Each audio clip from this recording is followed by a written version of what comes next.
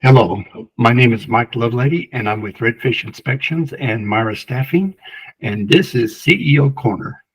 The purpose of this is to share what I've experienced along with things that I've learned with hopes that it will benefit other CEOs, other supervisors, other leaders. Feel free to share this video with your employees or anybody else.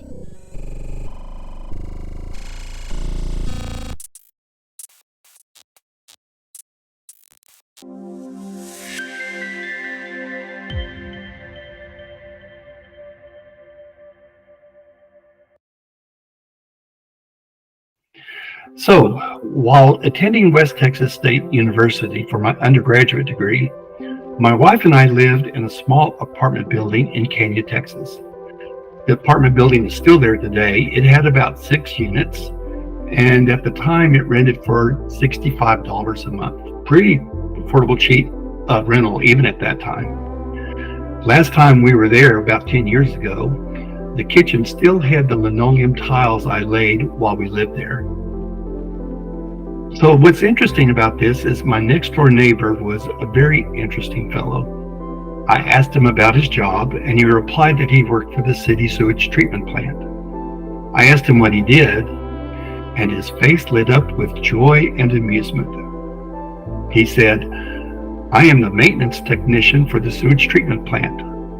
We have huge circular tanks containing raw sewage, and in the middle of the tank is a post that rotates in a circle. Attached to the post are 30-foot poles that are used to stir up the sewage." I never really asked why stirring up the sewage was important, part of the process. But anyway, he goes on. "Sometimes this apparatus breaks down, and it's my job to wait out in the sewage tank and unjam it and fix it." And at this, he waited with anticipated amusement for my reaction. And he was not disappointed. I want to kind of share with you what this looks like. So I'm going to share my screen with you very quickly. This is the sewage treatment plant here. And there's a walkway actually going out to the middle of the tank. But these are the poles that rotate around the circle. You can kind of see the track that they go on. And these poles are what stirs up the sewage. So when these poles get jammed, he actually has to go out into the sewage treatment plant and unjam them. This is a modern day picture of the tank. It's not a picture of the tank at the time he was at it, so I'm sure it's different. These are probably more automated now than he had today. But whatever, then you can imagine a center pole post with poles going around it, and when these poles jammed, usually due to dirty diapers or something that got flushed, and it caused the poles to jam in the sewage, and he'd have to go out and fix that. So here's this guy working in a sewage treatment plant, going out and waiting in these tanks with raw sewage every day. That was his job.